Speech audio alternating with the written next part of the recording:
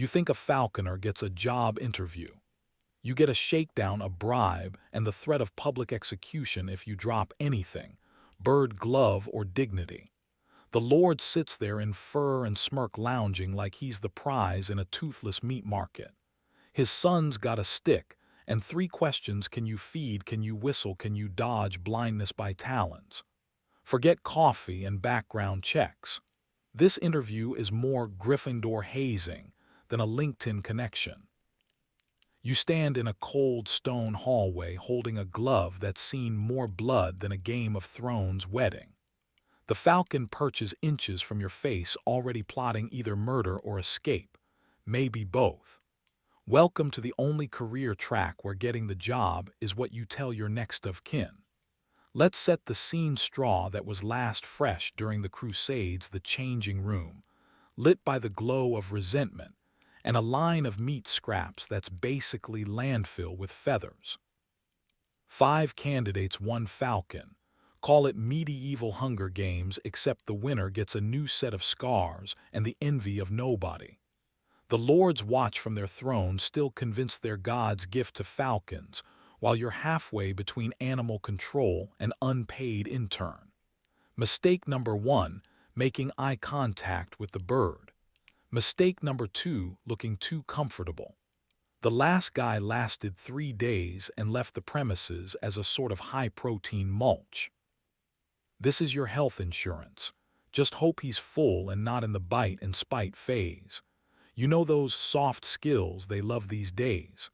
Now it's do not scream when bitten, pretend you meant to lose half your thumb, and smile while tying pigeon intestines to a leather strap. During the practical, you are handed a bird, a hunk of offal, and a set of instructions last updated when people still thought leeches were a health food. Miss a step and the bird demonstrates the difference between bravado and blindness. Imagine trying to assemble IKEA furniture while it fights back and wants to eat your face. St. Louis IX had falconers, the Pope had falconers, literally every noble with ambitions of peacock-level flex had falconers. Your friends, they have Instagram. You huddle there in a medieval hallway held together with twine, the stench of privilege, and whatever is leaking from the meat.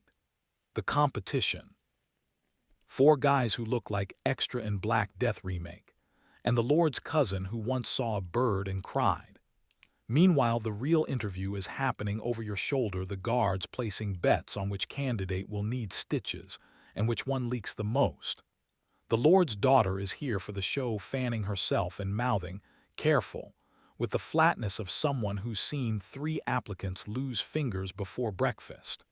You notice a stained bench, the legacy of contenders no longer under consideration.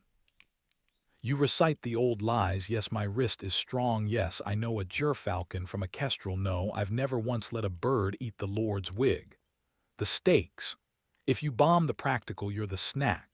No pressure, just an aristocrat's bloodlust and 6 pounds of beak aimed at your eyeball. Still dreaming of a cubicle? Try handling a living drone on medieval Wi-Fi powered exclusively by rage and bits of mouse. The rules. No phones, obviously. No bathroom breaks. No HR resource packet. Just you, a medieval PowerPoint, waving a skinned rabbit leg and hopping the falcon likes your resume. The test: walk the length of the gallery, bird steady, no blood spilled. Bonus round: the Lord's idiot nephew tosses a live rat at your feet to add excitement. If you flinch, the hawk senses weakness. If you don't flinch, you probably went numb half an hour ago. When it's over, the noble nods, or shrugs, sometimes both. Your references: 3 scars, a ripped hose, and the fact you're still upright. Feedback: he didn't scream. The bird only drew a little blood, better than last week. Pay: 7 fish heads, half a loaf of mold, and the vague promise you won't have to duel the kitchen boy again. Inhale, exhale, bird talons flex. The noble claps, board already hopping for disaster. You're the viral fail, centuries ahead of YouTube, still standing, still not bleeding. Yet, you want career growth. Try not losing an eye before supper. You want perks. You get free tetanus directly from the source. This is the interview. There is no good cop, just a bored lord, a bloodthirsty bird, and the bitter smell of defeat. Still chained, still not dead. For now. You think royal privilege sounds glamorous until you're standing in sequined rags, tray in hand, watching your boss eat quail off gold plates while a hawk takes a steaming dump on your only shirt.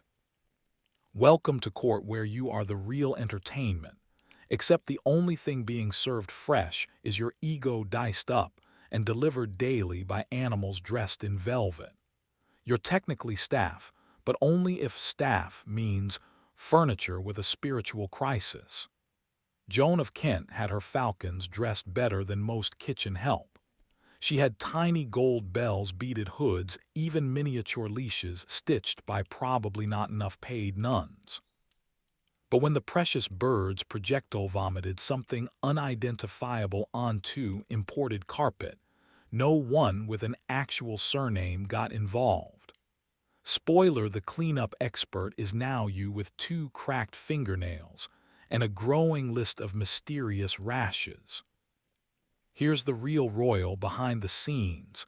Look, think less candlelit intrigue, more standing motionless for 3 hours. Bird on fist muscles screaming, while a 15-year-old lordling develops a new pastime pelting you the help, and the falcon with every edible object not bolted down. Hope you like grape in your ear, half a roast in your boot, and rumors about what exactly you did to that pigeon. Forget courtly etiquette. The other servants are busy taking side bets. Will you pass out from boredom first, or will the falcon finally snap and peck your eyes out on live stream? You win nothing, but you get to clean up anyway. Yesterday it was beet stew in the hair. Today cherry juice behind the eye. Every day you smell faintly of must and regret. Here's the rule book for failure. Speak over a royal, you get shamed. Let the falcon squawk too loudly, you get blamed. Bird gets hungry, your fault.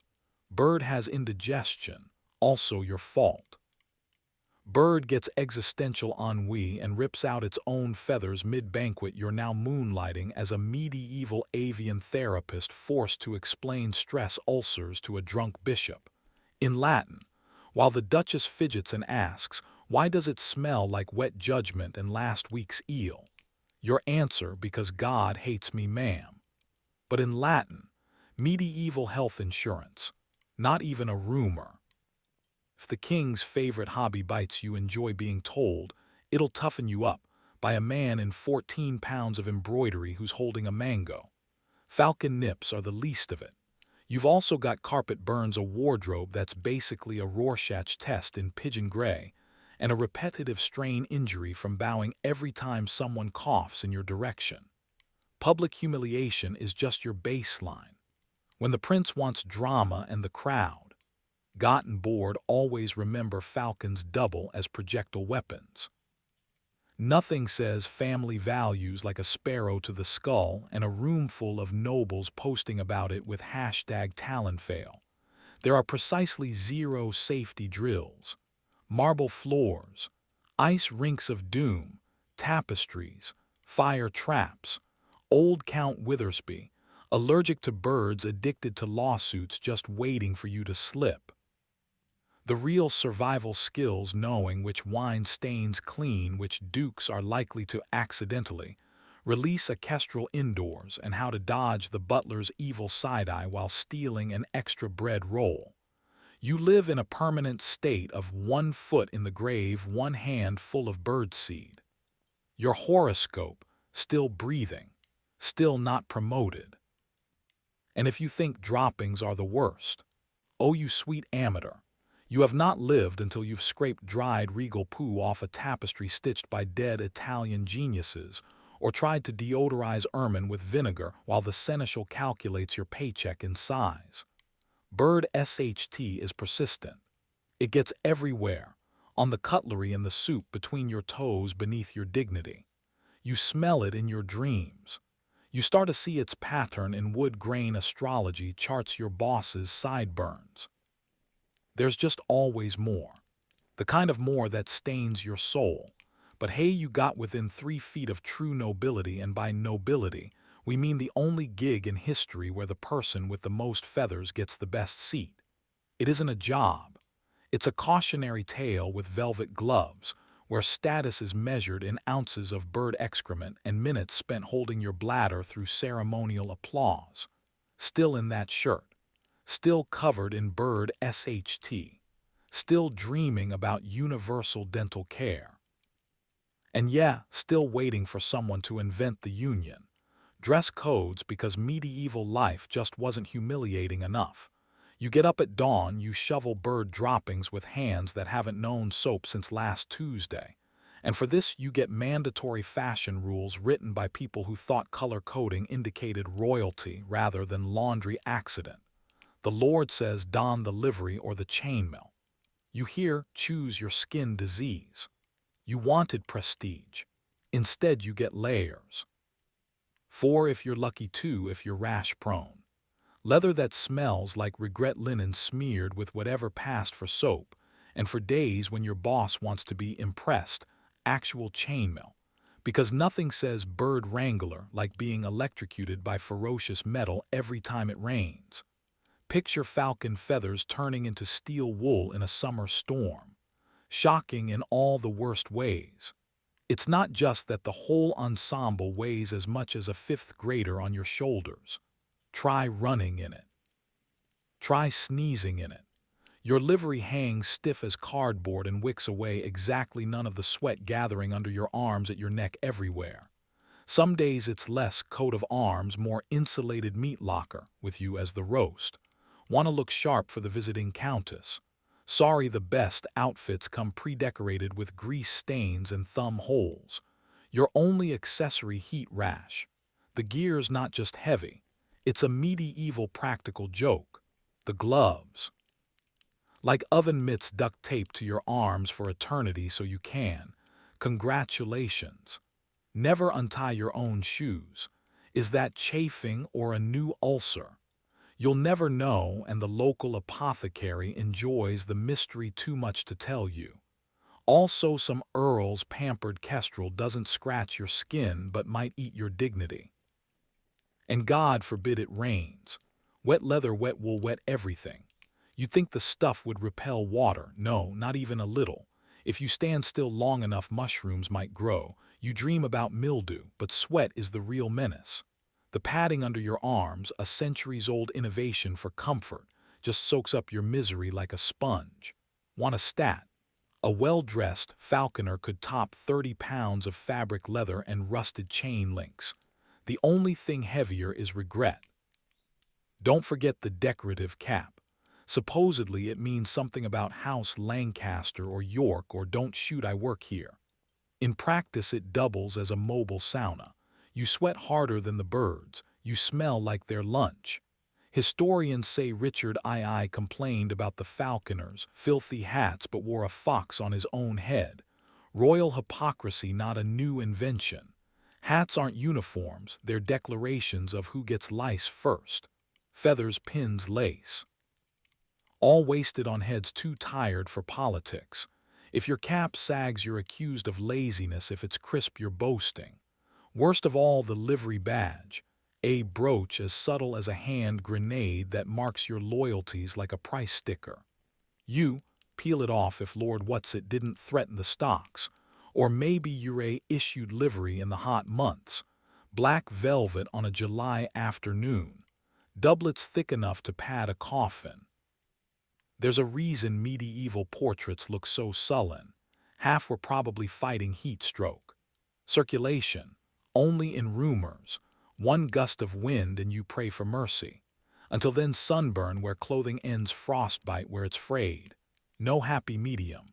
Like an early prototype of smart fabric, only the fabric is dumb and the wearer is miserable. Little known fact, falconers weren't the only ones suffering. Servants, cooks, even jesters, each with their special brand of workplace humiliation. A doublet too tight to bend, hose revealing every undignified lump, tunics that identify rank but mostly identify who to blame. Half the castle starves while golden thread keeps spinning for uniforms, not food. The hierarchy itches almost as hard as the wool. Still dreams die in fabric. You think if you just polish those brass buttons someone will see your ambition. They see sweat stains and calluses. You pray for winter then curse your numb fingers. Some days you envy the birds. At least they get to molt. So you're dodging talons hauling around 30 pounds of uniform that hasn't been washed since the 100 Years' War, and everyone still calls you bird boy.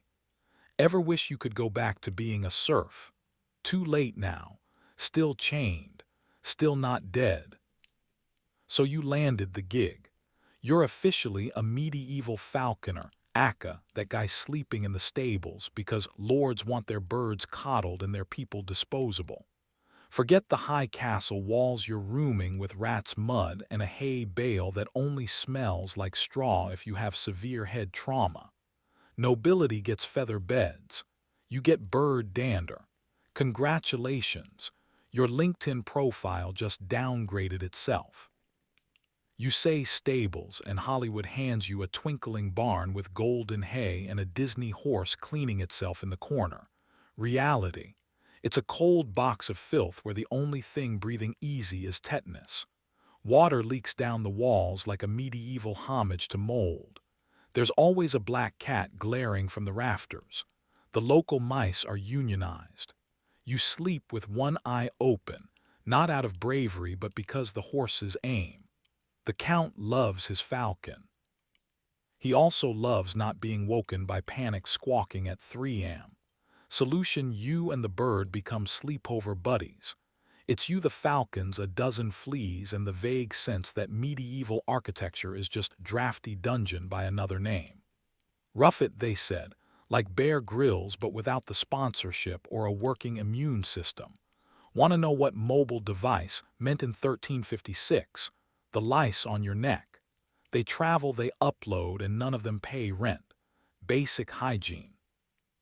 Don't say that word around the stables unless you want to watch every living thing burst out laughing. Medieval cleaning was a bucket of water thrown vaguely in your direction. Shampoo was a rumor. Toothpaste. Mutton fat if you were lucky, mud if you sneezed at the wrong moment. Every day you get up, brush the manure from your face, and try to pass off stable chic as a new fragrance. You think you'll avoid pestilence by roughing it in the horse barn. Please. This is the only airbnb where every guest checks out with tetanus and a complimentary hoof to the ribs. Chaucer wrote about pilgrims. He just edited out the bits where horse lice storm the sleeping quarters like Black Friday at Walmart. And don't forget the feathered alarm clock. Try explaining your insomnia to a bird that thinks sunrise is a personal attack. The hawks get moods. If you snore too loud, they redecorate your face. If you cough, they file a noise complaint 6 talons at a time. Medieval stables where privacy goes to die. Stone walls echo every sniffle, and your bedroom is technically whatever patch of ground the horse hasn't claimed as a latrine. Try holding a dignified conversation with your fellow falconers while a donkey stares at you like you borrowed money and never paid it back. At any point, a lordling could stumble in drunk and mistake your blanket for a footrest. Don't ask for boundaries. Just be grateful you're roommates. Don't bite harder than the falcons. Add night. Add cold. Add the sweet symphony of asthma, because medieval ventilation was just a fancy term for hole where bats fly in. No central heating. Just central freezing. Tooth-shattering, bone-clattering misery jazzed up by the possibility that the roof, if you even had one, caved every time it rained harder than a medieval landlord's sense of self-preservation. Rumor has it Robert II of Scotland let his falconers sleep under a roof. Too bad that roof had more holes than a medieval alibi. Pro tip: don't count roof tiles. Count stars. There are more of them in here than outside. Think about food nobles feast in the Great Hall. Falconers eat whatever the cats leave on the floor. Dinner is a stew that even the falcon eyes suspiciously. Was that last spoonful mutton or a mouse? Either way, hope you like surprises. Nutrition is a gamble, scurvy is a guarantee. And sure, let's not forget this is a position of prestige. You're right there with the king's most trusted staff. If you ignore the part where your chores include scraping droppings off a bird's rear and sleeping in what amounts to medieval biohazard. Try putting trusted advisor on your resume and hope no one asks about housekeeping skills. Stables are the original open concept prison. No privacy, no boundaries, just echo damp and the constant thunk of hooves reminding you that you're one food chain short of an obituary. At least Robert II of Scotland allegedly let his falconers sleep under a roof. Too bad that roof had more holes than a medieval alibi. Still chained to prestige. Still not dead. Just sharing your mattress with parasites and poultry. Sleep tight, if you dare blink. You ever tried to bond with an animal that looks you dead in the eye like it's ranking potential homicide methods? Welcome to falcon whispering. The whispering part is medieval PR. Turns out the screaming is mutual. Falcons built like fighter jets emotionally invested in your destruction. Every training session is marital therapy with a winged reptile who hates you for breakfast and daydreams about your soft, exposed eyes by lunch. Your only tool's a leather glove and the faint hope that you'll both forget about the whole nature is violence. Agreement by sundown. Picture this training: you stand in a muddy field, arm outstretched like you're doing some medieval Pilates. Wind in your face, bird in the distance calculating if today's the day you lose a finger. You shake your tiny leather lure, the Jess, which is basically falcon tinder minus consent. Somehow you expect gratitude, as if the falcon going to land rainbows will appear and you'll both sob about the power of friendship. Instead, you get 6 ounces of homicide barreling at 80 miles an hour bent on accidentally trimming your nose. Falcon training like couples counseling, except your partner's a sociopath with knives for feet. Let's talk equipment. There's the falconry glove, thick, medieval, pathetically optimistic. The bird ignores it and aims for your exposed wrist instead. Want a hood? The falcon doesn't. Try putting it on. Now you know how it feels to thread a needle blindfolded while the needle curses your ancestors in bird speak. Everything smells of old leather and fresher fear. You think you're here to command nature. In reality, you're a feathered chew toy. Hey bird friend, come perch on my fist. Huh. You'd have an easier time organizing a family dinner at Chernobyl. The moment you let your guard down, the talons come out. Think Edward Scissorhands with an airborne Napoleon complex. No training montage, no cool theme music. Just you bruises and the sound of your self-esteem molting. Medieval falconers had fancy titles, royal clients, and the worst job security. One slip, your bird escapes or skewers a prince, and suddenly you're the court jester minus the hat. In theory, falconry, a noble pastime. In reality, imagine babysitting a flying hand grenade with feelings. Extra fun fact: Henry II kept a falconer named Elias of Derryham. History promptly forgot him and immortalized the birds instead. So congratulations, the only thing more famous than a medieval falconer is the thing trying to eat his face. Let's say you tried with a hawk, not a falcon. Gentler species, supposedly. Cut to 3 pints of blood later, and gentle is just another medieval euphemism for still has both your eyes. The manuals recommend soft encouragement. Reality recommends a tetanus shot and a therapist. Example legend says Richard the Lionheart tamed a gerfalcon by hand, feeding it every morning sunrise to noon. Translation: 6 hours convincing a bird that your fingers aren't worms. That's not trust. It's Stockholm Syndrome with feathers. You ever felt resentment from a pigeon? Multiply by 10 and slap in a death contract. Because every missed catch gets blamed on you, not the world's most passive-aggressive murder tweeter with a brain the size of a chickpea. Is it ego or just bloodlust? You'll never know. The bird isn't telling. You think you're tamming it. In the end, it just learned a new way to ignore you. Sometimes you dream maybe one golden afternoon you'll have a moment, your falcon poised nobly on your glove, the envy of peasants and princes.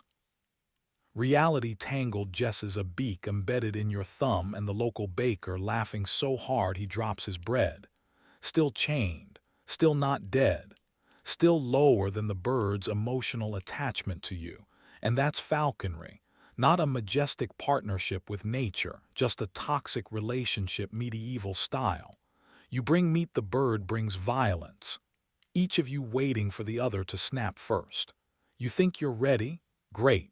You're not. You thought medieval health insurance was garlic and a priest. Wrong. It's your own blood leaking out in entertaining places. You're technically an employee of the crown, right, the same way Game of Thrones interns were part of the family. Only difference. You actually get to meet the dragons and surprise they're covered in feathers and one meet cute away from biting your nose off. One bite. That's all it takes. Now you're trending in Lord Dudebro's great hall as the falconer who fainted. No sick days. No medieval wellness plan. Just a rusty nail, half a prayer, and a local woman who swears a poultice of mud and regret cured the Black Death. In the 12th century, the average falconer's lifespan reads like a bad cell phone contract, expires without warning, no rollover minutes, definitely extra charges for choking on a sparrow bone. Let's talk bloodletting. Medieval medicine's answer to "my computer isn't working so I'll set it on fire." Cough up blood. Bleed more. Get stabbed. Bleed fancier. Monarchs like Frederick II wrote whole books about falcon care but forgot to include what to do if you become an open wound at work. Here's medieval HR: apply leeches and wait. If the leech dies, so do you. Or maybe you're lucky, just a simple sprain. Someone hands you an onion, a hunk of goat fat, and a recipe that starts with "bury it under a new moon." Actual quote from a 14th century medical text: wrap the wound with spider webs to staunch the flow. Not the nice silk spiders either. These come with bonus fangs and the lingering sense that you're already halfway to becoming a supporting character in a folk nightmare. Spoiler alert: OSHA isn't invented for another 700 years. You fall off a horse. Get pecked into hamburger. Congratulations, you might get an extra loaf of bread if your lord's feeling sentimental, the ancient version of thoughts and prayers. But mostly you're the mascot for unsafe at any speed. The royal surgeon arrives with 3 tools, a saw, a bowl, and a story about how he never needed anesthesia, only strong drink and a gong. Let's count 8 possible falcon-related fractures, 3 distinct ways to catch ringworm, and at least 1 annual outbreak of mysterious pox. And every time you get hacked up by a bird, your coworkers call it character building. Imagine LinkedIn, but your entire resume is just "survived this week." You want specifics. Let's see. First, you could get falconer's thumb. Or maybe you catch lice from sharing your bed with chainmail and 4 other sweaty men. Nothing says wellness plan like communal scabies. Infection is everywhere. Half the time your greatest threat is stepping on a rotten feather and watching your toe balloon up into a new species. No antibiotics. No clean bandages. Just accidental self-cauterization with torches, and whatever spirits remain after the Lord's feast, unless you count holy water as sterile, in which case congratulations on inventing hope-based medicine. And sure, the Lords hold hunting parties. Think team building but with crossbows. If you're unlucky enough to catch an arrow, your compensation is usually a hearty pat on the back and maybe, if you're lucky, expedited burial behind the stables. The stench of rot and dried blood is your company uniform. No dental either. Just hope you're fond of porridge, because after your last jaw fracture, chewing is now an extreme sport. Blunt head trauma from an eagle in a bad mood. The remedy is rest in a dark room and bleed until you see angels. No CT scans. Just a monk with suspiciously steady hands and a bowl that hasn't been cleaned since Harold died last August. Let's call that a 2-star rating on the medieval Yelp. Patient, did not survive, but the rushes are new. Extra fun, the only preventative care available is superstition. Being assigned a charm. Rabbit's foot pressed violet may be a broken saint's finger bone. Pretty much a medieval HMO. You breathe in a plague. That'll be 3 Hail Marys, a sage stick, and voluntary quarantine in the shed. Wellness means you haven't sprouted visible boils. Yet. But hey, at least you're not the one eating the birds. Yet. Still chained. Still not dead.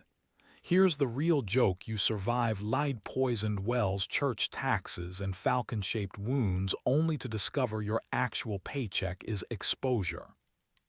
Somehow you're the LinkedIn intern of 1347, but your boss is an illiterate baron surrounded by sycophants and actual birds. Bonus: every cough could be rabies. Forget hazard pay. The only nursing you get is your mistress dabbing at your festering ear with a handkerchief that smells like moldy goose. Contracts. Cute. Medieval falconers didn't get payment in crowns or even bread unless you count the breadcrumbs from your lord's lunch. Your compensation: a wink, a muttered well done, and if you're lucky, permission to keep your other hand. Sometimes you might get pants. Sometimes you just get pantsed. Humanity keeps inventing new currencies, and you're still being paid in vague promises and feathers. Plus a weekly ration of humiliation delivered hot and fresh by a page boy with no teeth. Here's a fun stat: the liver des martyrs, basically the medieval French version of LinkedIn endorsements, listed falconry as a noble pursuit. Translation: you aren't getting paid. Just smile for the tapestry. While the manners jester gets free ale for slipping in pig manure, you get to network with people who still believe leeches cure headaches. If you complain about wages, congratulations, you'll be left out of the ceremonial dinner. Again. Good luck competing with the kitchen boy whose best contribution is not spitting in the stew. Welcome to the portfolio career of the Middle Ages.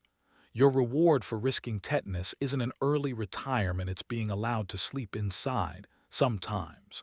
When James I of Scotland wanted a new falcon, he didn't offer raises. He offered you shouted insults from a moving horse. You want benefits. There's a bucket in the corner and a pile of hay that's only your bed because nobody else wants fleas. PTO. That's just what happens after a hawk slices your tendon and you can't walk for a month. And don't think exposure is just metaphorical.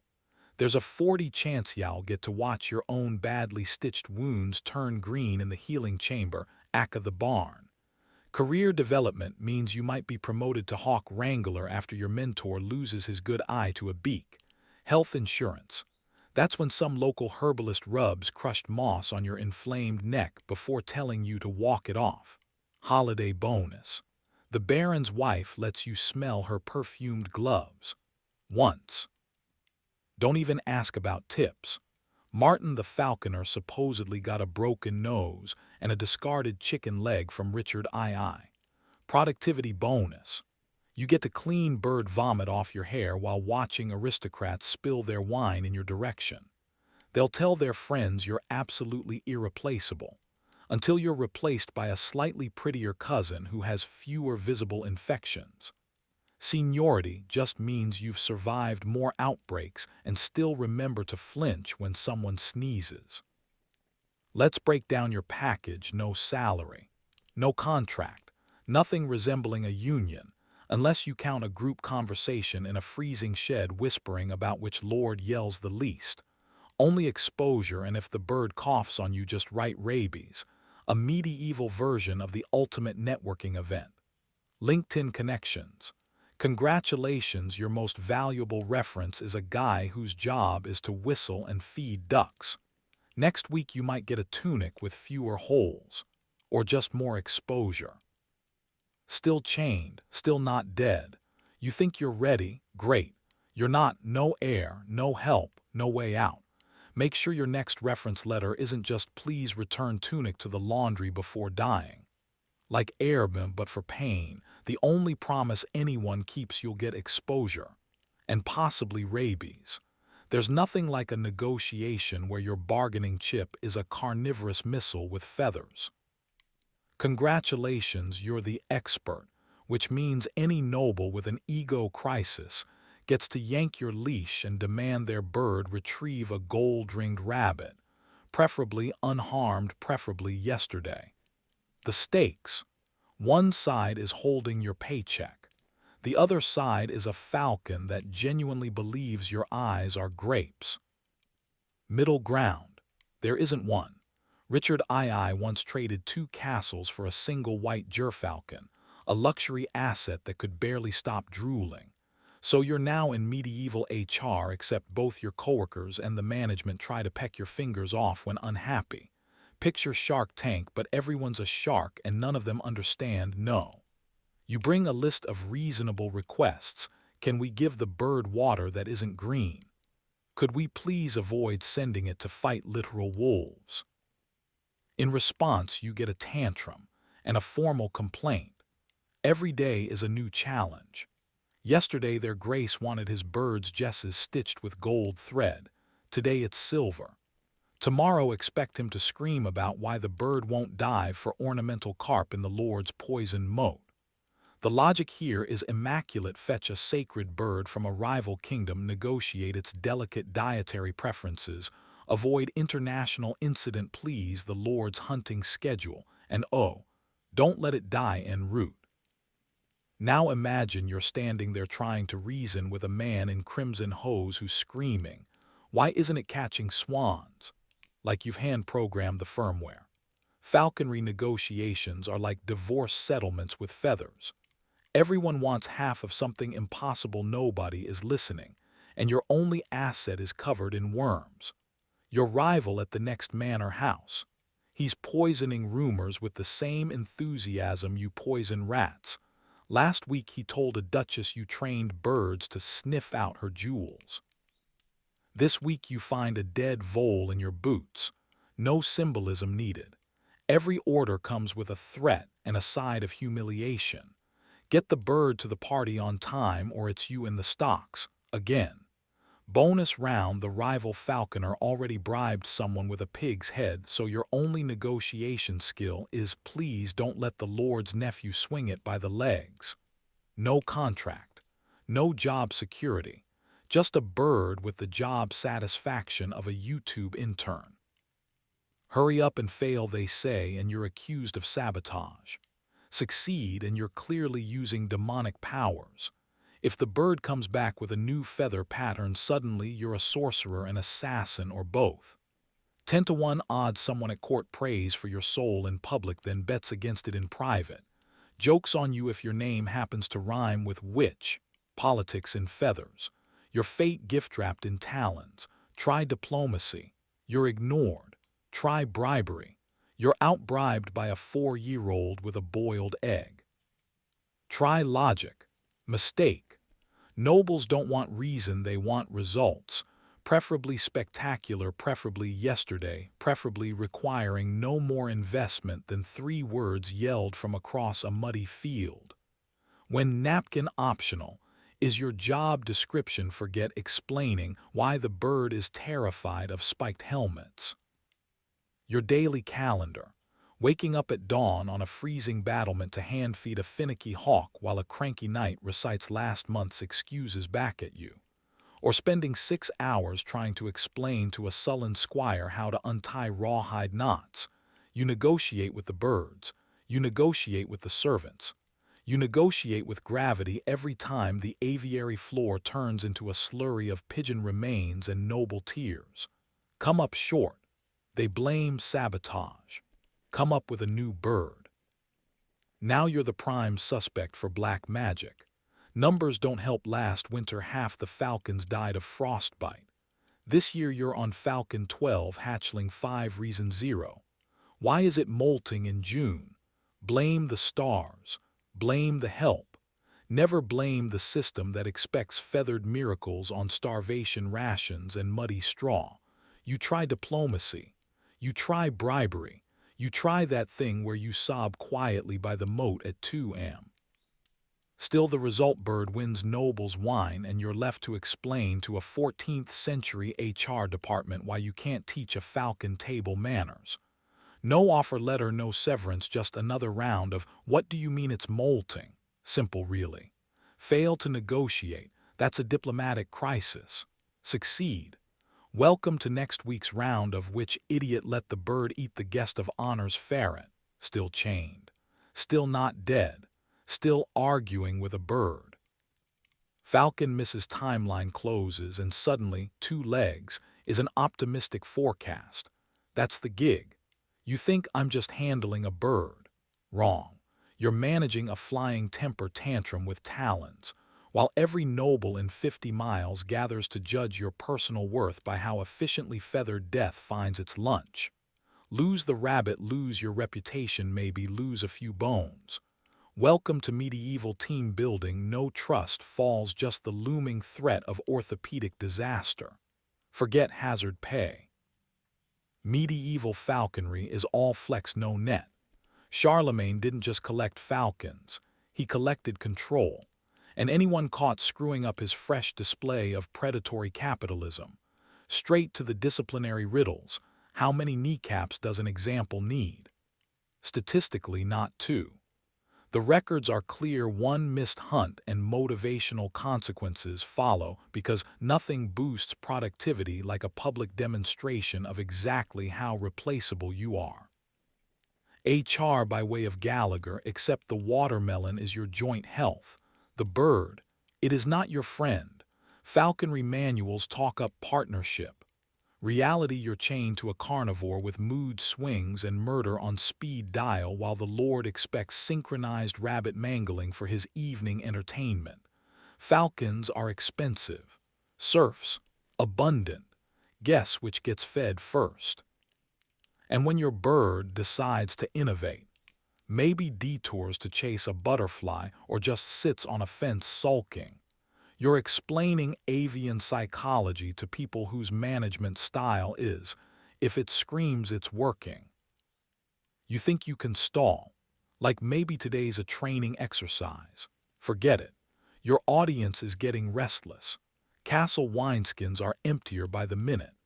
Every noble here is already working a side angle. Some are hopping you fail so their cousin's bird guy can get promoted. Others are considering making you the lesson that gets them out of next winter's ration cuts. The sidelong looks aren't curiosity. They're calculating your odds against a rusty hammer and a wet log. Visual aid time. You clutching threadbare leather bird perched and glaring as the Lord's nephews mutter odds on whether your hands will shake before the leash does. Wind picks up. Bird hesitates. The collective inhale is almost festive, and if your falcon flinches, that's 2 big guys with axes and matching tabards closing in like the world's worst halftime show. Cartoonish, except the stakes are your physical integrity. No health insurance, just a pail of sour wine and the cheerful promise of "you'll heal crooked." Outcomes range from humiliating to experimental. One guy tries to explain it was magpies, not my fault. The result? He spends the next feast as living table decoration, kneecaps reversed and attitude forcibly adjusted. Another tries running, except run now means crawl at best. Morale soars, turnovers drop. Productivity in real terms also down, but nobody's keeping a spreadsheet, except maybe St. Peter.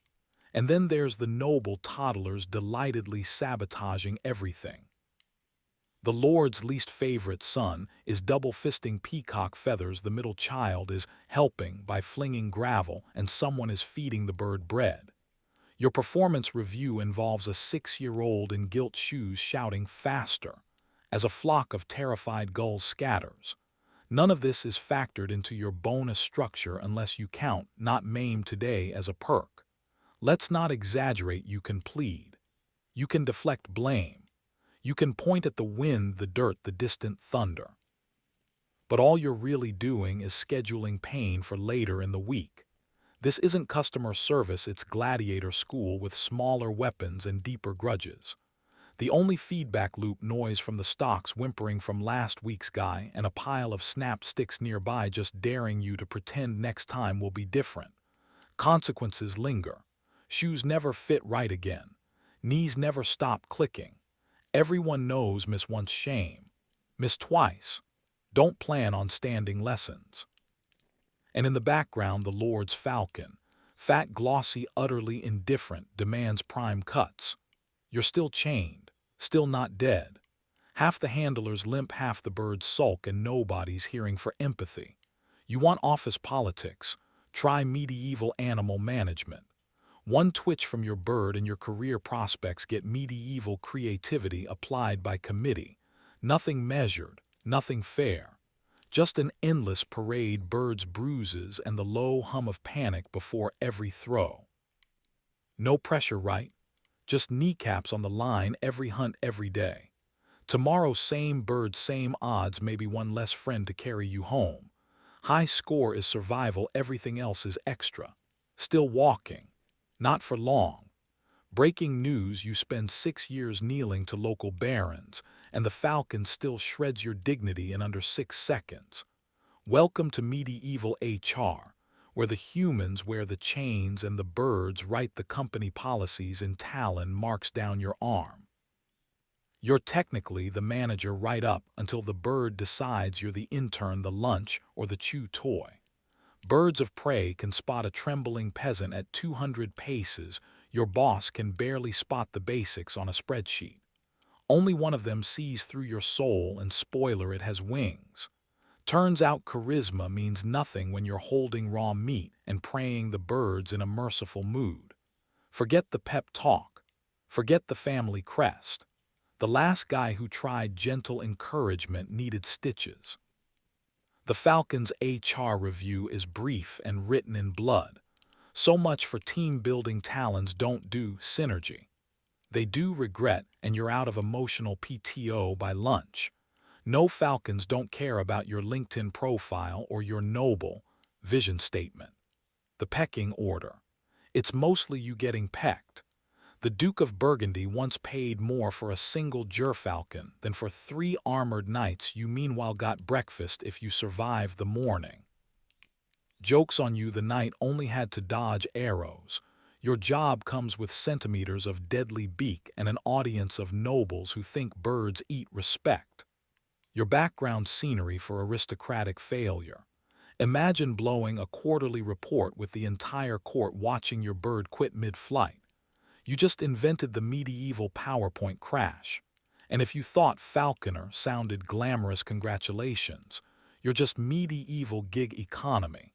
Like airmen, but for pain. Your workspace.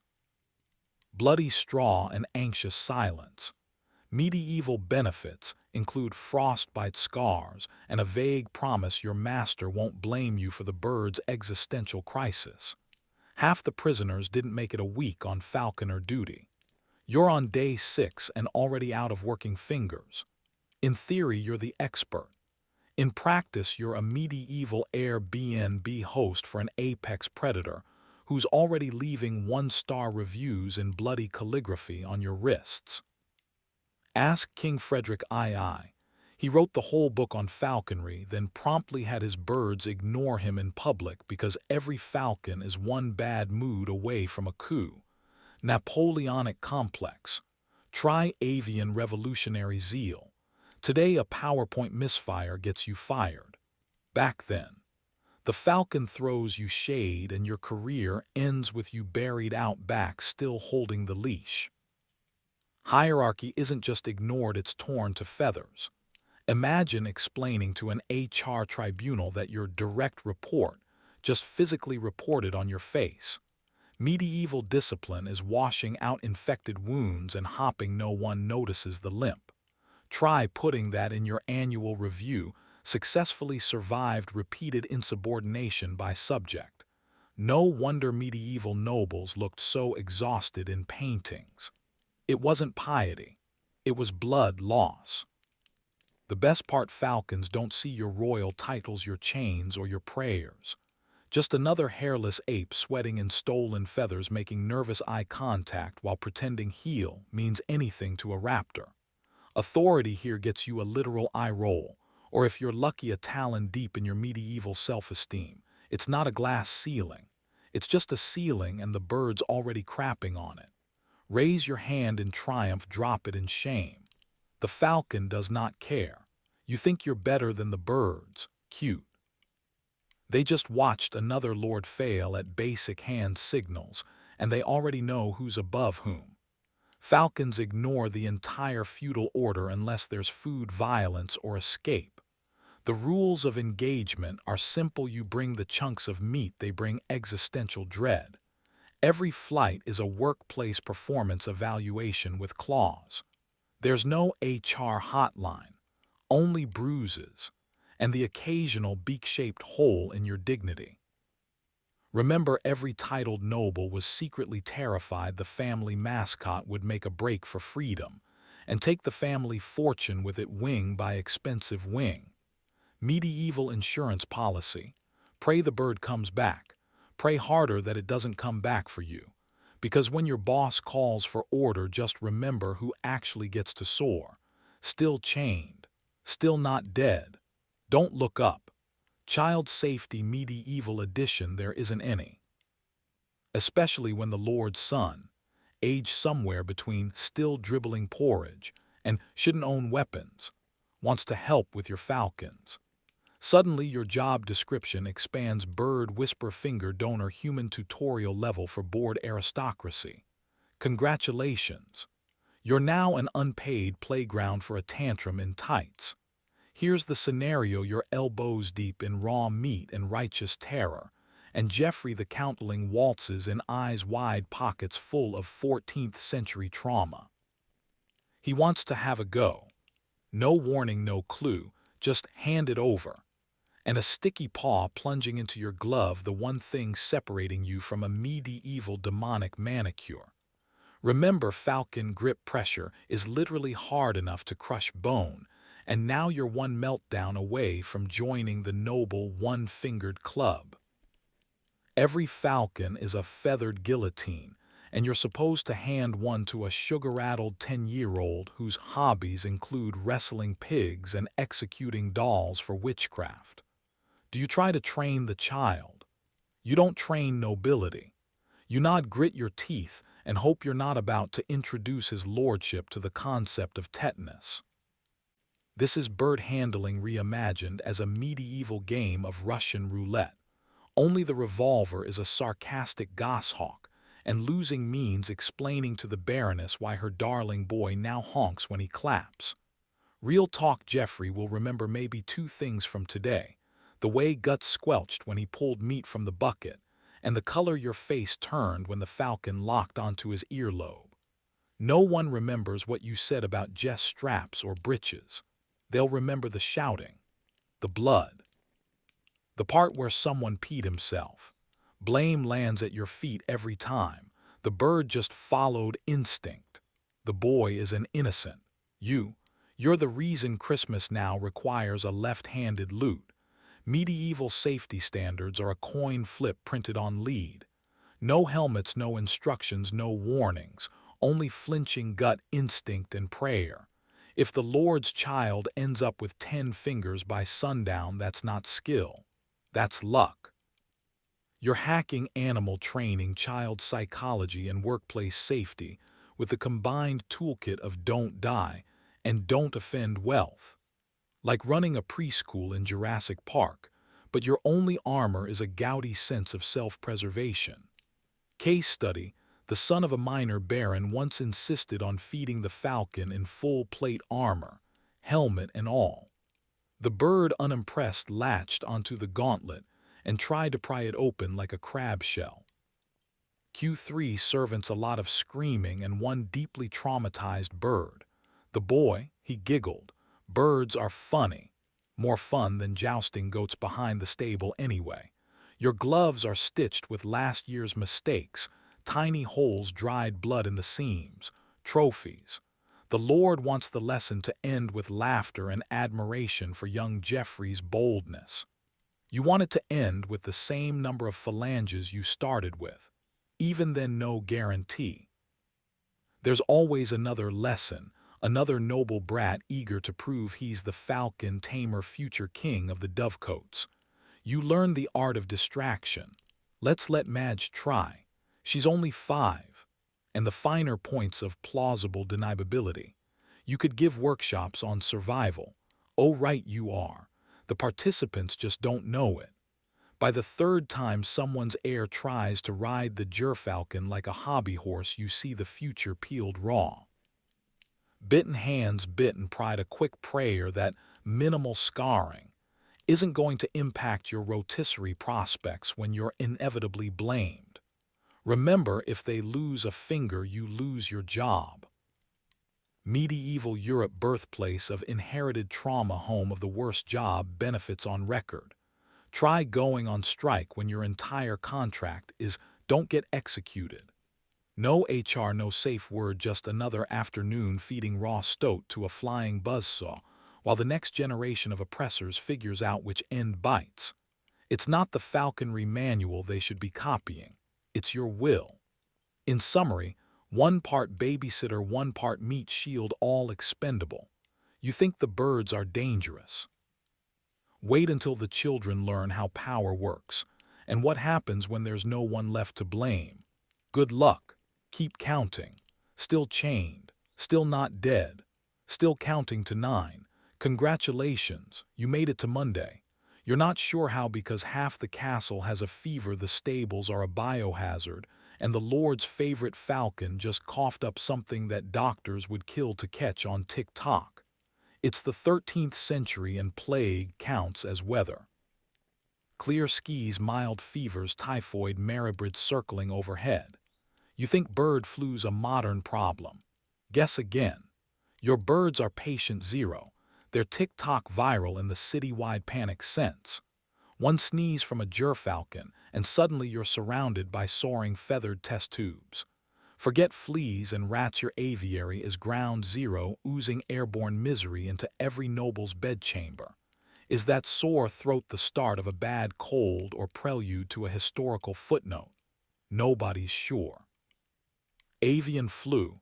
Meet medieval remix now with extra feathers and no vaccine. Meanwhile, some medieval genius invents contact tracing, aka blamming you. Now the king wants answers. Which bird started the new pandemic?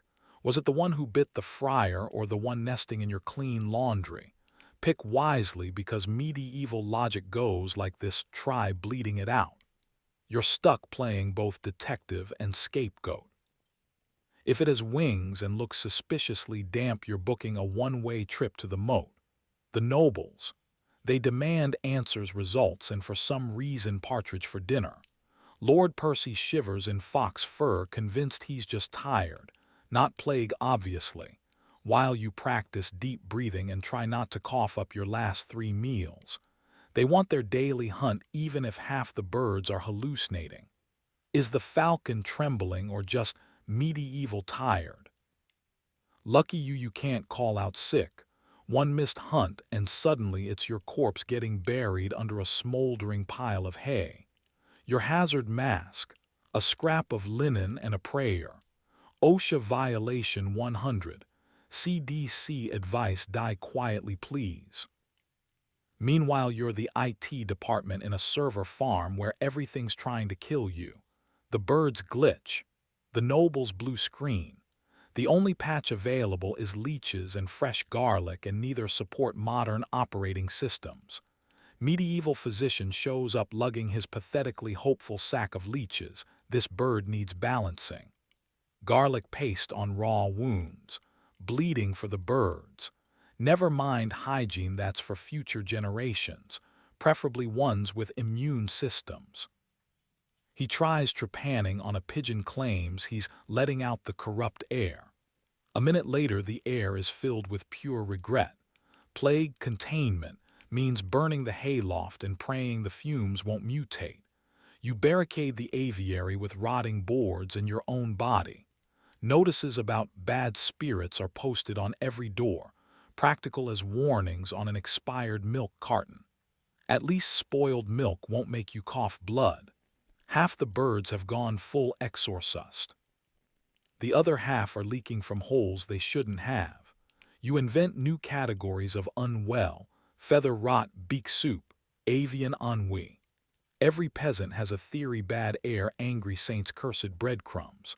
Odds are the real cause is you touch too many things.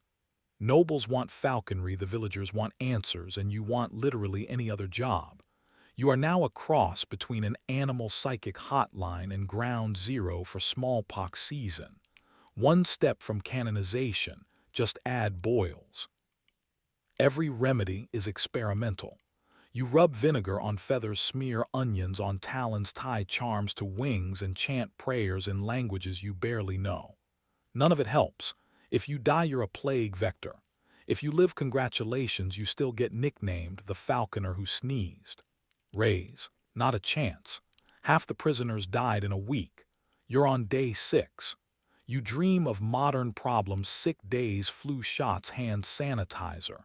Instead, your morning protocol is don't touch the birds. But also touch every bird. Like being the world's most reluctant influencer, but your brand is epidemic risk. 1 hour you're a trusted professional. Next you're a person-shaped bug zapper, all risk, zero reward. Still chained, still not dead. Your best bet, don't breathe too deeply, or breathe at all. Just another day in the world's worst petting zoo. Plague, pestilence, mysterious bird flu, just a typical Monday. No vaccine, no escape, no clean laundry. You're not getting a statue. You're barely getting lunch. Your biggest threat isn't hunger or plague or dying of embarrassment because you smell like angry poultry. No, it's the masked enemies waiting right outside your hay-infested comfort zone, rival falconers, wielding grudges sharper than their birds' talons, petty lords pretending their dueling egos aren't compensating for something, and gravity. Especially gravity. Always gravity. Hygiene won't save you. A fresh tunic is just target acquisition for jealousy.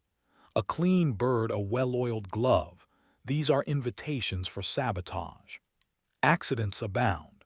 That's not just dirt caked under your nails, it's powdered laxative courtesy of the third best falconer in Lord Tinnyhands' service, who's convinced the only reason you got last year's prize was favorable wind.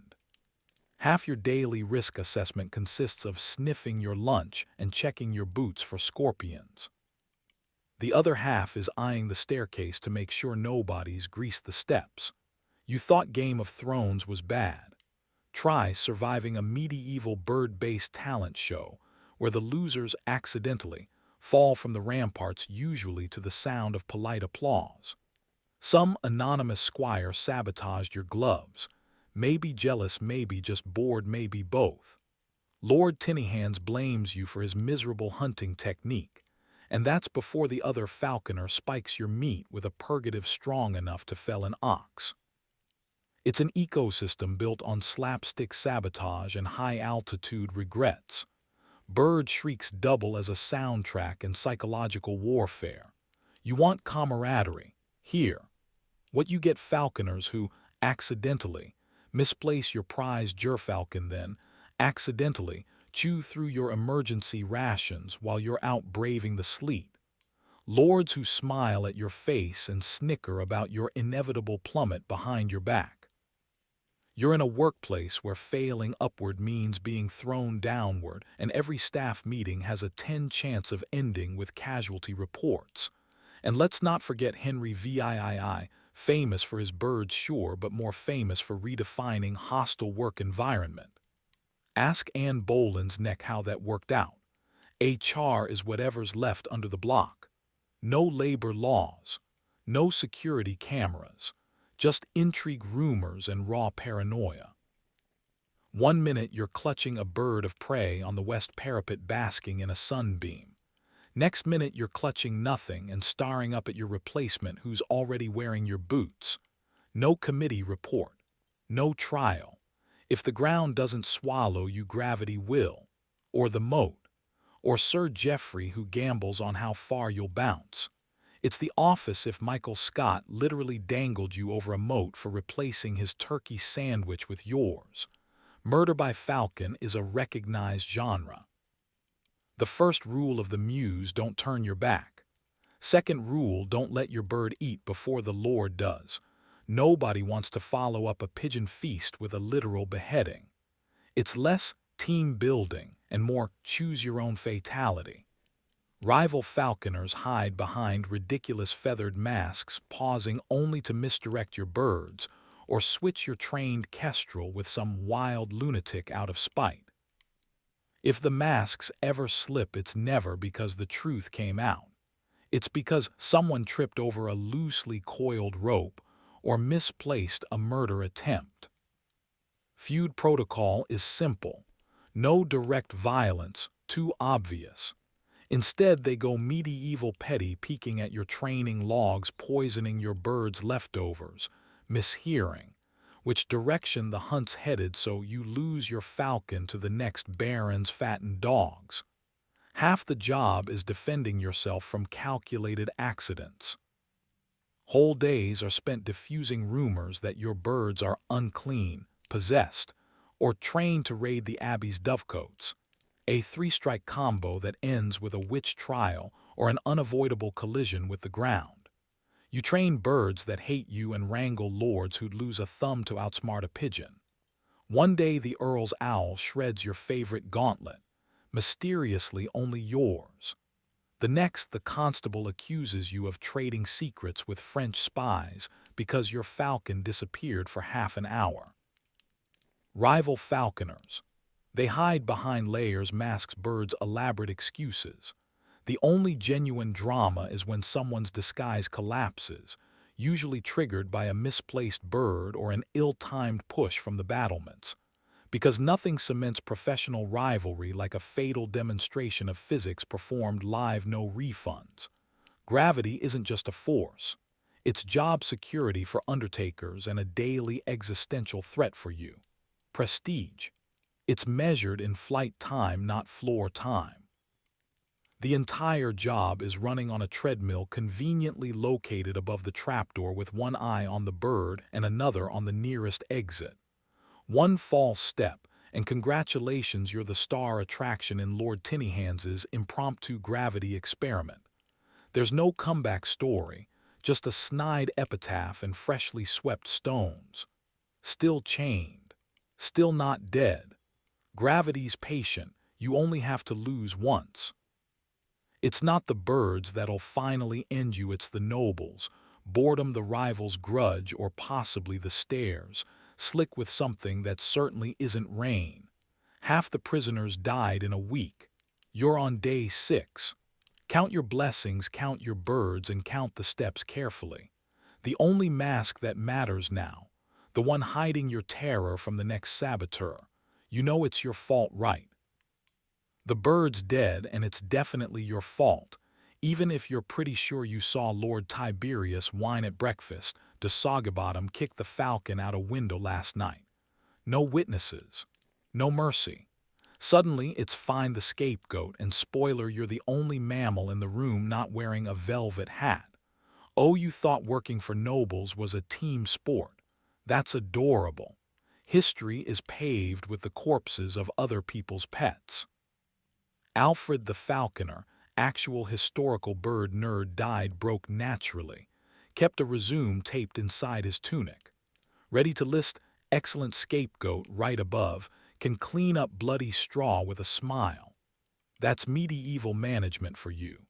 Blame rolls downhill, rolls through the hog pens and parks right next to your face. The ground's always muddy. The ladder's missing rungs, and there are 5 people lining up to step on your fingers. Forget OSHA. Forget HR. Here, workplace accident means the bird spectacularly lost altitude, velocity, and dignity during the open bar hunting festival. Now you're upstaged by a dead hawk and a tragic epic written by the court bard. Spoiler, the falcon is noble, you as ever are peasant comic relief. They'll call you bungler of beaks in next week's loot banger. The bird's funeral gets better catering than your cousin's wedding. Like DoorDash, except you get charged triple if the order molts too early. Think nobles want logic. They want fireworks. They want a scapegoat gift-wrapped and hand-delivered bonus points for weeping. Whodunit Falcon Edition. Pick your poison. Did you feed it week-old rabbit? Forget the custom mittens. Whisper, nice feathers idiot as a joke. Congratulations, guilty on all counts. They'll grill you like a Tudor steak and ask if you offered the bird emotional support. As if a falcon with blood on its face needed therapy. It only gets better. Sir Gawain, Department of Bad Romances and Worse Animal Care, still has a job after turning his last hunting dog into well water. Yet here you are waiting for the axe over a bird who died of boredom at a royal brunch. Next time try harder not to let gravity happen, says the man whose last archery prize was please stop. First the public trial. By public I mean 5 men in robes muttering over mead, nodding like birds themselves. You protest. You lose. Evidence is vibes. Outcome your severance package, firm handshake, boot in ribs, maybe a leftover turnip. Congratulations, your medieval LinkedIn's top search result for bird killer, possibly witch. No letter of reference, just the echoing laugh of stable boys who will be telling this one for years. The best part, you get to hear the rumors mutate in real time. You poisoned it. You sold it. You let it marry a French kestrel and run away to Venice. Your only ally, the kitchen boy, once microwaved an egg. The falcon's little bell will haunt your sleep for months. Odd given how sleep-optional your new career as unemployed animal wrangler just became. But wait, there's the bill. Replacement cost for a luxury apex predator in 1357. Practically your grandchildren's souls plus a rusty copper. Nobles are predictable. Lose one animal, get fined like you shorted the king's Netflix account. Some nights you'll think you got off easy. No jail cell, no stocks on the village green, just permanent reputation damage. Like airmen, but for pain. You imagine if this happened today, HR would schedule a wellness check. Medieval HR just sets your bed on fire. It snowballs, black marks on your ledger, job offers dry up, suddenly you're that guy. Don't hire him, he lets gravity kill birds. Half the castle staff have survived witch trials. You're on day 1 of ruined forever. Still chained to disaster. Still not dead. Still blamed. Just a new nickname for your trouble. The real trick. Next time try to get reborn as a hat. Nobles protect hats. No one ever blames a hat, no matter how many birds drop dead. Congratulations, you thought being the Lord's falconer was job security. Joke's on you, it's just Survivor Medieval Edition, but everyone's blindfolded and the host is a bird. You fed the Lord's falcon by hand, cleaned its beak with your best shirt, and slept next to it in the stables like a knight's emotional support raccoon. Doesn't matter. You're getting voted off the island the second a hotter, richer, or less lice-infested bird whisperer shows up. 5 years. That's how long you spent training Lady Squawkula to catch rabbits on cue. Not a typo. 5 years teaching a bird to side-eye you politely while it ignores commands in front of the entire hunting party. You nursed her through avian gout, mysterious 14th century coughs, and that one time she ate the Lord's best ring and pooped it somewhere in the duck pond. Her idea of gratitude, biting your thumb hard enough to make you wish for modern painkillers. All that expertise, worthless when Sir de Bucket from the next manor rolls in flashing a Spanish falcon like the medieval version of a Tesla Cybertruck. You rocked up with loyalty and scabbed knuckles. This guy comes in with a designer bird and promises of continental hunting techniques. Yes, your bird is loyal. Too bad loyalty doesn't trend in court politics, unless you're covered in oil or, in this case, falcon mites. Want to know how Edward III chose his falconer? Spoiler, he didn't. His friends just swapped you out after hearing a rumor about some Flemish dude who could get hawks to moonwalk. It's not about skill, it's about buzz. Suddenly you're persona non grata. Pack your sack of dead mice and hit the mud. New guy, got a crossbow tattoo and half a mullet, so obviously he's the future. Hope you remembered to take your shot for career bird flu. You beg to stay. The Lord shrugs. He's moved on. Latest bird guy, new performance art, upgraded plumage package. Forget the decades you spent not losing a single falcon in the woods. One lost bird, and you're done. Meanwhile, the new hire lets loose an angry kestrel, and everyone calls it innovation. It's history's longest-running rebranding scam. You think only tech startups do this. The Middle Ages invented getting replaced by a guy in better tights. Silicon Valley didn't create disruption, it just swapped hawks for hoverboards. Meanwhile, Lady Squawkula gives you the bird version of awkward silence. You're packing up under the judgmental gaze of a pigeon with a ringside seat. Start over. Next manner.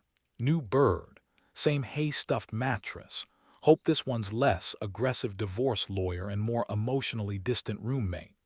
You pack your scratched hands, what's left of your reputation, and the vague smell of desperation.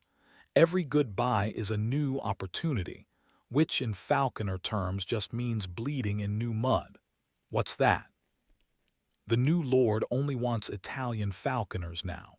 You're trending, just in the wrong bird market. Let's get specific. Remember that winter you slept outside so the birds wouldn't get frostbite. Your frostbite will not be reimbursed. Or that time you hand-fed squab paste to Lord Percy's geriatric hobby hawk while he flirted with someone else's wife. Turns out animal care doesn't get you invited to the feast. Even the stable boys tell you to get in line. Court favorites change faster than you can relace your boots. This week it's Mongolian techniques, tomorrow it's bring back the old ways, until someone discovers French partridge wrangling on TikTok. Sorry, parchment. And let's talk perks zero. You eat whatever the birds, don't sleep where they crap, and your social network is a collection of bite marks. In theory, job for life. In practice, employment so precarious it makes Uber look stable. Court rumors are job reviews, and the only severance package comes with actual severance. So here's the pitch: you invested your life in your feathery apex overlord only to be replaced the second the Game of Thrones crowd whispers about a better bird. Still chained, still not dead, still sleeping in the damn stables. On the bright side, you're now fluent in betrayal, mange, and the sounds that mean duck. You always hoped to level up. You just didn't realize the next level was unemployment again, with more feathers and less dignity. Happy hunting. Not for birds, for relevance. Congratulations. You've made it through the bird crap, the noble tantrums, and the plague-riddled mornings. Guess what's next? The accident. No, not the kind you mop up. The kind that involves you a flight of medieval stairs and an unfortunate lack of witnesses. The kind your lord's lawyer would call regrettably spontaneous. You think you're safe because you've survived another day chained to your feathered hostage. Maybe today nobody's son tried to feed the falcon live rats for science. Maybe you only lost blood, dignity, and 3 fresh tunics. Hope is a mistake. Hope is a medieval job reference letter written in invisible ink. Here. How it works: the Lord's prize bird drops dead, again. Not his fault, not the bird's fault. Your fault. Suddenly you find yourself at the business end of a silent corridor, all torches conveniently snuffed, and every passing peasant suddenly has amnesia. Last week Sir Geoffrey's falconer tripped onto his own knife. Twice. Very athletic. Not that it's rare. Falconers don't retire, they just vanish.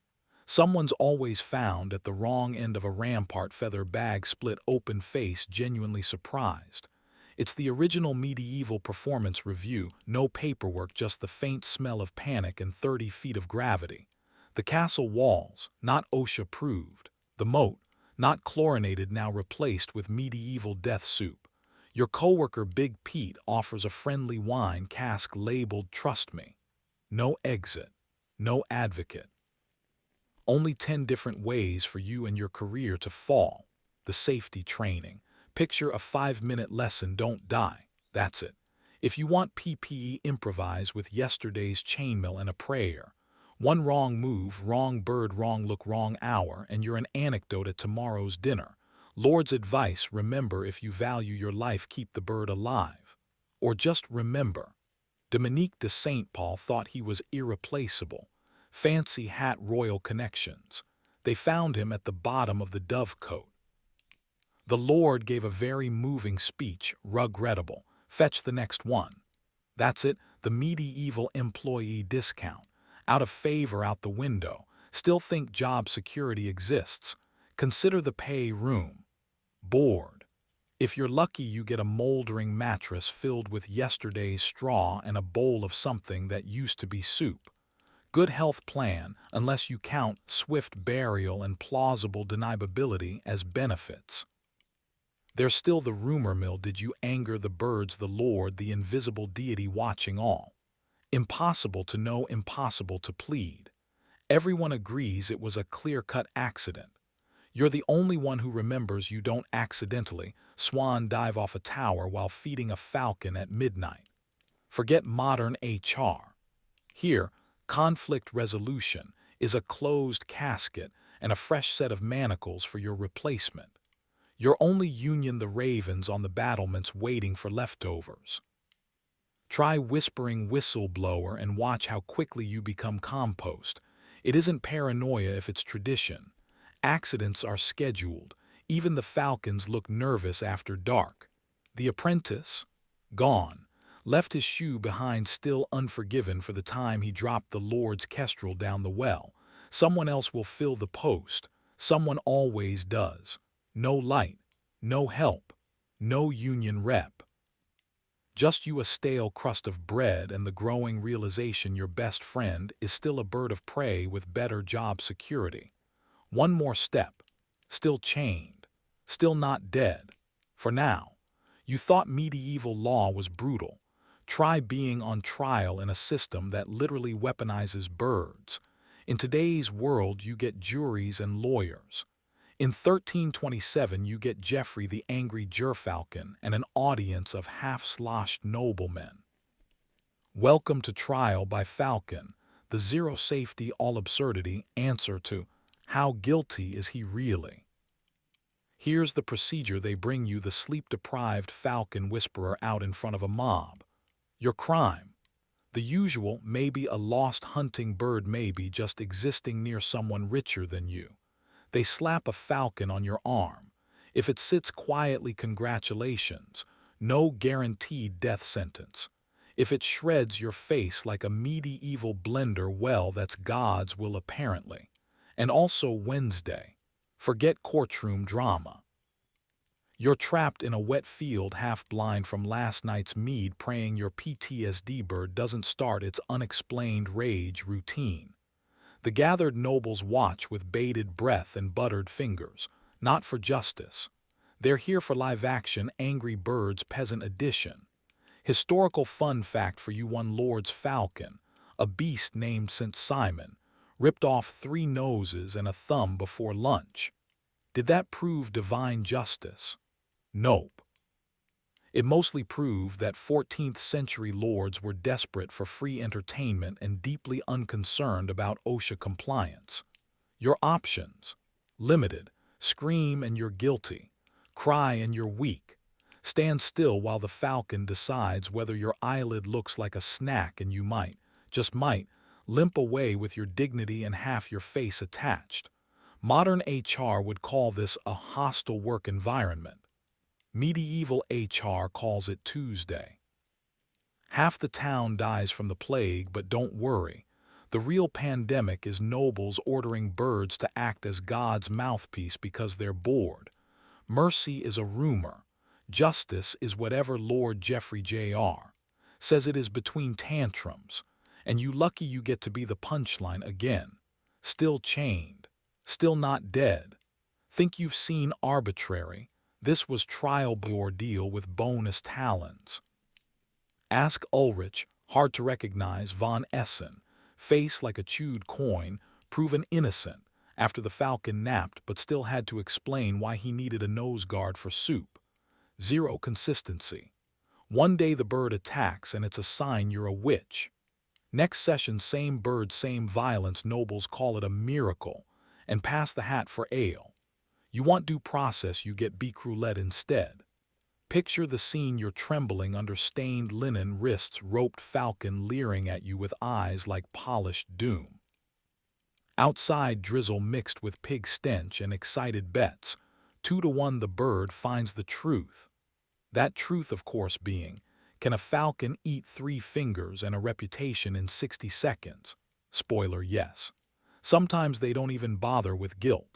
The whole spectacle is just a power flex. Lord Godfrey waves his bejeweled arm, his private bird handler fluffs up the medieval murder chicken, and suddenly the whole town learns what passes for law this harvest season. The cries for mercy sound suspiciously like laughter from the Lord's tent. Let's talk safety gear. There isn't any. No thick glove, no falconer's hood for you. Those are reserved for the bird's real friends, you. A stained bit of sheepskin, maybe some old bandages recycled from last week's justice. By the end, you're more pincushion than peasant testimony written in blood and feather calligraphy. Imagine explaining this to modern insurance. The defendant was mauled by a bird because the baron was bored. Coverage denied. At best, you get a crust of bread and a nickname, Lefty, Stubbs, the one who ruined lunch. The scar is permanent. So's the legal precedent, if it's even legal at all. And the judges, they're noble teenagers in dented mail, one eye on the sky, one hand on a turkey leg. Their legal expertise would fit on a feather if anyone besides the falcon remembered to write. Fairness lasts about as long as the next distraction. You want justice to be blind. In this court, your judge is just looking for their next target. The aftermath, not much. Maybe the Lord shrugs, maybe the crowd disperses. You bleed and the bird gets a treat, some verdict. Next day, new defendant, old falcon, nobody learns anything. The chronicles record which family found favor with the Lord. Your family records nothing because you're busy avoiding mirrors. Medieval justice served raw, no appeals, no closure. Just a new scar for every rumor and the lurking fear that one day they'll stop bringing the falcon and skip straight to the beheading. For now, though, still chained, still not dead, still hopping for a trial with fewer feathers and more odds. Good luck with that. Your name isn't in the songbook. Your bank account isn't in the black. Welcome to medieval social suicide, generously sponsored by birds with trust issues. You want respect? Wrong field, friend. Falconers eternally applauded, never actually invited. There's always that one optimist. At least you get to work with royalty. Sure, right up until the Duke's cousin mistakes you for the stable boy and throws a boot at your head. Scratch the surface of your status and you find calluses. Every job has its perks. Power lunches, paid vacation, a dental plan that doesn't involve leeches. Yours. Try shredded hands and a haunted mattress in a stone closet. That distinctive aroma. Medieval falconers, slightly less pungent than the birds, noticeably less fashionable. For the nobles, you're a multi-tool trainer, party trick punching bag. Look, the falconer makes the bird sit. Cue applause. Next round, why didn't you make the bird sit on the bishop? Cue public shamming. Your work is vital but invisible until the day it goes wrong spectacularly. Remember William of St. Omer? Nope. Of course you don't. Legends aren't built on bird droppings. Train the king's Merlin for 3 years, and when it claws out the eye of the visiting papal envoy, guess who's the real issue? You. Always you. Training royalty's raptors offers jackpot-level odds. Win nothing, lose everything, get blamed by people who think feathers make you psychic. Think a life of bruises and bird-based nightmares comes with hazard pay. Hilarious. Salary negotiation is just a reality show for con artists. Your payment, an undercooked rabbit, half a silver groat, and permission to keep breathing. Economists today call it exposure. The Lord calls it tradition. You call it Tuesday. Next week, a bonus in the form of not getting banished. Even the rats in the hayloft are forming a union. They demand 3 crumbs and an end to bird-related workplace violence. Story time: your hawk freezes on the glove in front of the countess and 200 bored aristocrats. A moment of tension so thick you could spread it on bread. Cut to the next morning, your name is circulating on the noble grapevine as that degenerate. Your gross negligence is now legend. Wasn't it your bird that nearly scalped the bishop's jester? Correct. You're the punchline at feasts, the main character in gossip, the murky warning whispered to the next desperate apprentice. No statue, no song, just a legacy of don't hire that disaster. Like Yelp, but permanent and reviewed by people who can legally have you whipped. Don't even try to fix your reputation.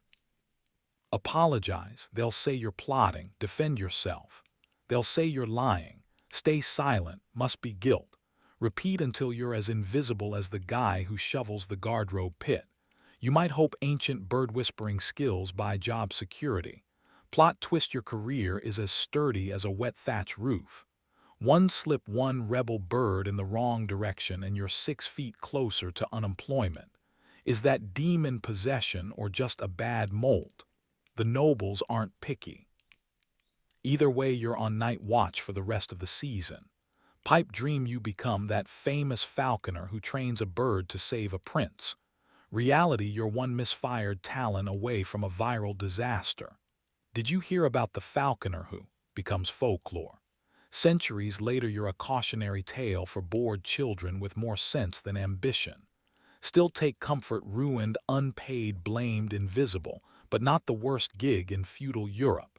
You want true horror? Try medieval dentistry. Another day, another set of rusty pliers, still chained, still not dead. At least birds never ask for root canal. And if you think it can't get worse, remember, there are apprentices. Remember, in this field, entry-level means you already know how to duck. You wanted glory. Sorry, you brought a bird. Chaucer writes about hunting lords, the knights, the kings, the twits with shiny pants. Guess who's not in the poem? You holding up literal arm candy while your lord gets all the credit for mastering nature. All you master is tendinitis and an existential crisis. Is my arm supposed to make that noise? They bang goblets, cheer for Sir Fluffabritches, and toast the clever raptor on his wrist. You're just the bipedal furniture, human perch with a pulse. If they mention your name at the feast, it's as a punchline. Remember the falconer. He smells like compost and regret. Let's do the math: 4 hours in the rain, talons deep in your forearm for the chance to watch Lord Percy miss the only pheasant in Gloucestershire. He blames the wind, the sun, and sometimes you. Never the bird, it's a noble beast with better PR. Bonus: you're the 16th reason the hunt failed and the first expendable one. One dead falcon, one botched hunt, and you're cleared for replacement, like switching out a Roomba with feathers. Except nobody cries at your funeral unless you taught the bird to fake it. Your contribution: a silent legacy of muscle knots, bird flu, and uncredited injuries. The annals say the Lord captured 10 herons. Reality: the falcon tried to eat your ear, you lost circulation in 2 fingers, and the only thing you captured was tetanus. There's no hall of fame for best left shoulder bruise. No bards sing, and lo, the bird guy kept the glove on. You're locked in the footnotes, forever a sore appendage propping up somebody else's legend. Still chained, still not dead, still waiting for someone to notice you bled so a posh idiot could try out his new hat. Forget what movies say. You're not some mystical bird whisperer with windswept hair and a bond with nature. You're the guy explaining for the 4th time that hawks don't eat soup while picking bits of rabbit retina from your sleeve. The bird drops a present right onto the Lord's boot. Guess who, with an apologetic grunt, gets to scoop up heron guts and act like this is tradition. Spoiler not Lord Fluffabritches, who's busy composing a hunting verse for his next dinner party. Let's talk perks mud in places you didn't know existed, an ongoing collection of attic fevers, and the daily lottery of whether you're trusted. Hawk returns to the glove or decides to try solo migration. Meanwhile, the Lord spends the evening narrating his epic hunt to anyone with functioning ears, pausing only to let everyone admire his new velvet sleeves. Never mind you spent 6 months training that bird not to gouge out his eye. Nobody sees you bleeding quietly under 4 layers of wool, praying for the invention of retirement. And don't dream of promotion. There isn't a falconer executive path unless you can't be replaced by someone with a marginally stronger left arm or a better tolerance for rabies risk. The Lord's dog gets more sympathy when it limps. You get told to walk it off. Occasionally, for variety, the Lord will demonstrate his rapport with the hawk by calling it to his wrist. Shock the bird aims for yours because you're the food dispenser in this tragic pageant. Result: more muffled laughter, another round for the table, and a fresh nickname for you involving pigeon. Maybe if you're lucky it'll stick long enough to outlast your next tetanus shot. The only thing constant: you standing in a bog watching a spoiled adolescent in chainmail fumble a centuries-old custom while your own fingers go numb again. Repeat until you die of old age, infection, or embarrassment, whichever pulls ahead. Historians won't argue about your legacy, they'll just forget you existed except in the fine print under miscellaneous staff fatalities. Found in the margins, if you're lucky. Still you show up. Every hunt, every banquet, same dirty glove, same thankless stare as you pass the bird back your own arm screaming. You do your part, and if anyone notices, it's only because the falcon shat on the cook this time. History rolls on. The Lord gets his glory. You get a sore shoulder. And an extra chicken bone at dinner if the kitchen didn't run out. Congratulations, you just invented the unpaid internship 600 years ahead of schedule. No heir, no help, no way out. Maybe if you're stubborn enough they'll name the next recurring elbow infection after you. Still chained, still not dead, still waiting for someone, anyone, to remember you were always there under the bird beneath the feathered glory, holding up the legend one cramping arm at a time. You think being a falconer in medieval England sounds romantic. Good. That's one more thing you're wrong about. The closest you'll get to legend is surviving long enough to gurgle your grievances through a set of teeth more gaps than grins. You get all the dignity of a street-performing mime, minus the white gloves plus talon scars, and a daily headache from trying to keep the Lord's prize kestrel from eating a diplomat's wig. They say you can't put a price on glory, but you can definitely put a price on lost teeth. And lucky you, your medieval legacy comes with both eternal anonymity and a full set of molars reduced to gravel by age 30. You could have been a knight, a lord, even a blacksmith, somebody who at least gets a cool scar and a hot meal. Instead, falcon whisperer, patron saint of dropped chickens and existential dread. Want to know who got remembered? The Lord with a fondness for glass windows and beheadings. The knight who stabbed a pike into France and got a village named after him. Even the local jester got a ribald song. Your name's on exactly one manuscript, next to a hasty illustration of a bird savaging a monk, and the note, "Don't let him near the holy relics." Fame just out of talon reach. Centuries later, the only thing attached to your name is a footnote, possibly the guy who taught Sir Geoffrey's bird to maul a priest. Your lord gets a tapestry. You get a shadow on a coat of arms and possibly trench mouth from kissing too many noble rings. Not that anyone asking, but rich people in the 1200s collected hobbies the way modern kids collect Funko Pops, except nobody ever asks a toy to bring back a rabbit with the precision of a cruise missile. Congratulations. Your entire legacy is the medieval equivalent of being the intern who gets bitten by the office emotional support falcon. Think your legacy is secure. The birds outlive you.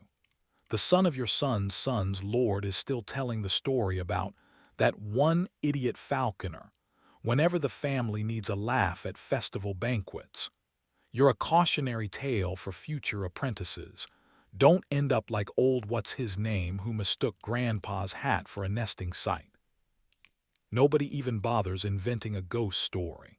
Who'd want to be haunted by a guy who smells like rotten pigeon? Sure, your bones are dust, your deeds are forgotten, but at least your jaw didn't rot out from a back alley molar extraction procedure performed by the town farrier on a slow Tuesday. Want to know what medieval dentistry was? Imagine Parks and Rec, but Ron Swanson's the only one with tools, and his only advice is just pull harder. Half the patients died. The other half, they wished they had. Dentistry in the Middle Ages. Think torture but less professional oversight. Pliers. More like repurposed blacksmith tongs. Anesthetic. Sometimes they'd offer ale if they liked you more often you got a stick to bite through, while the local expert counted to 3 then started yanking at 2. And don't worry about infection. No one else did. Survival rates were high, assuming you define survive as breathing and screaming at the same time. Like airmen, but for pain you pay, you pray, you probably lose something vital. No prestige, no tomb, not even a ghost story. Falcons get painted in manuscripts, you get a line in a tax record, paid in feathers and possibly tetanus. Name one famous falconer. You can't. They're all dead, anonymous, and probably survived longer than anyone who thought vinegar was a cure for toothache. Let's talk perks. The Lord gets a cushioned seat and enough roasted meat to found his own cholesterol dynasty. You get frostbitten fingers, a bird with mood issues, and the constant dread of hearing the bishop's arriving. Make sure the falcon behaves this time. Because nothing says job security like a single wrong squawk leading to exile, public flogging, or a quick career change to moat dredging. Every medieval estate needed a falconer, but nobody wanted to be him. It's a job so invisible that even the Black Plague couldn't remember if it had killed you already. You live in a drafty loft above the stables, ankle-deep in bird droppings, sharing your breakfast with a half-blind goshawk who hates Mondays more than you do. The birds eat better than the handlers at feast time. You're gnawing a crust so stale it could double as a shield if the peasants revolt.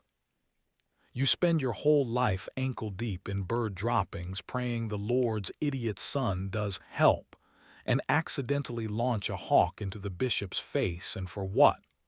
A legacy slightly less miserable than waking up during a medieval root canal. Still chained, still not dead, still not as bad as dentistry.